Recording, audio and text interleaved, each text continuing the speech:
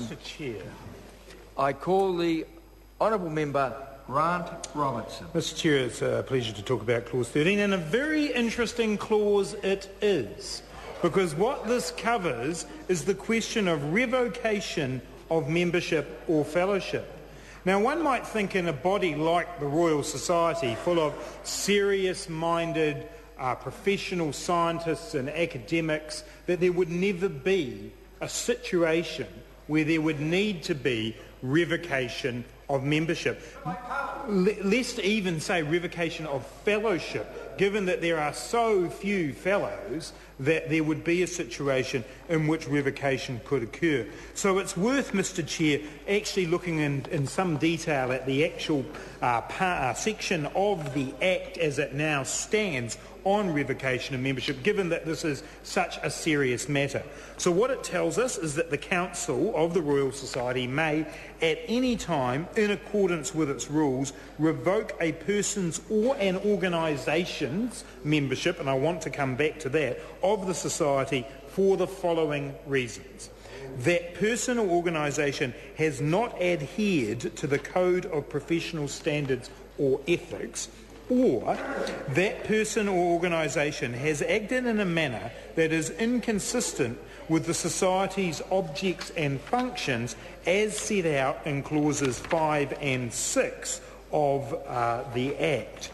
Mr. Chair, the clause also goes on to say that the Council may at any time, in accordance with the Academy bylaws and on the recommendation of the Academy Council, revoke the fellowship or honorary fellowship of a person. So just to clarify, in that clause there are two pathways. One is for those who are members, and that is where a person has breached the Code of Professional Standards and Ethics, and one is where or where they have behaved in a way that is inconsistent with the objects and functions of the Society.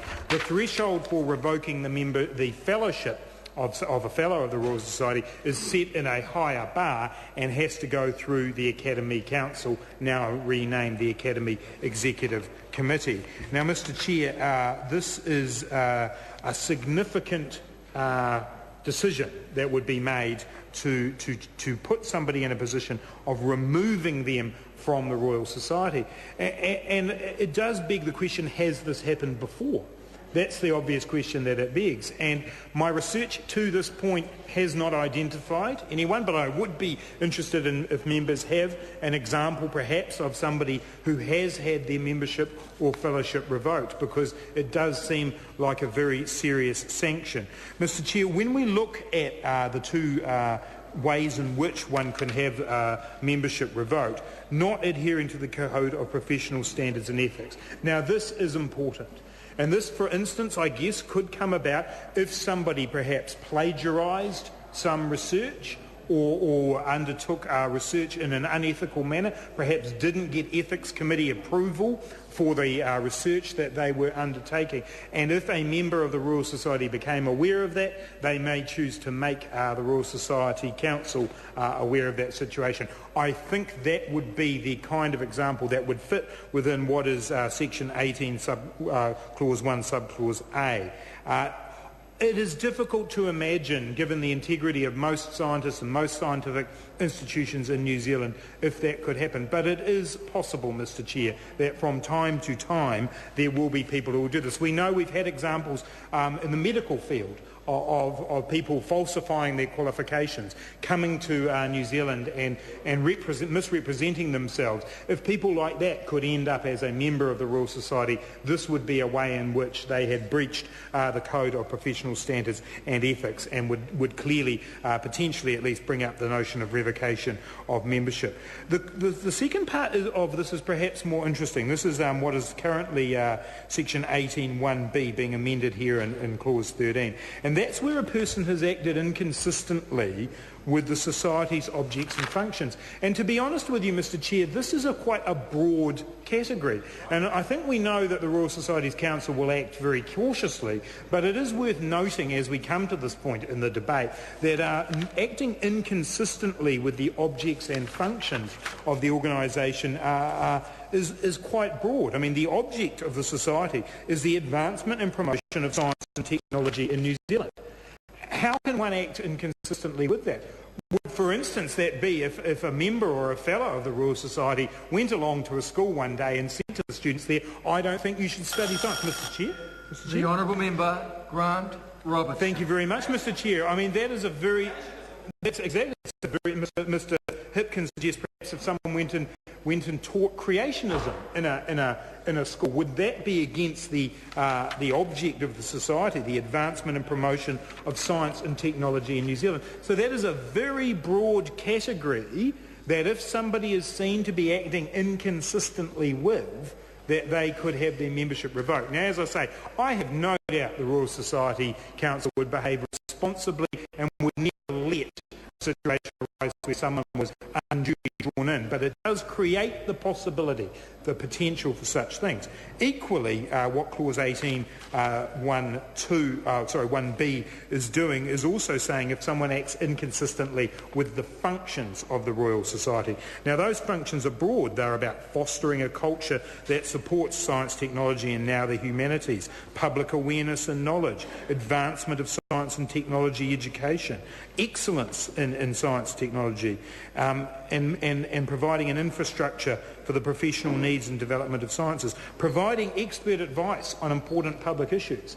There may be a situation in which somebody is called upon to provide advice to the government on an important matter to do with science, technology or the humanities, and they do not give that advice to the highest professional standard. They perhaps let a bias come in to their advice. That may well be the example we're talking about, where somebody's actions are so egregious that the Royal Society would decide that this was a time to revoke their membership. Now, as I say, I have yet to be able to find an example of a revocation of membership of the Royal Society, but the fact that it is provided for indicates that it is possible, and we therefore need to take seriously this clause, which obviously alters the way in which decisions are made about that by changing the language from Academy Council to the Academy Executive Committee, which will have the role to make these decisions.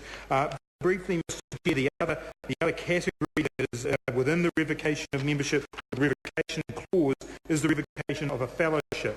Now, as I said before, there's only 366 fellows at this time. They are people who have reached the highest level of academic excellence. It would be very surprising to think that any of them would be in a position where their fellowship would need to be revoked. But there is the possibility to do that.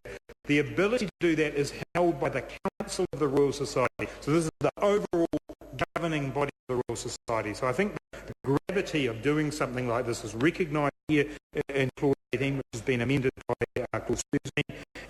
And it's important to note that any revocation of a fellowship has to be in accordance with the Academy bylaws and on the recommendation of the Academy Executive Committee to the Council. It also is possible to revoke an honorary fellowship. And given that those honorary fellows, as we established in the last clause, have no voting rights, they're quite excluded from the process. So again, there are some issues there which the Council of the Royal Society would need to bear in mind.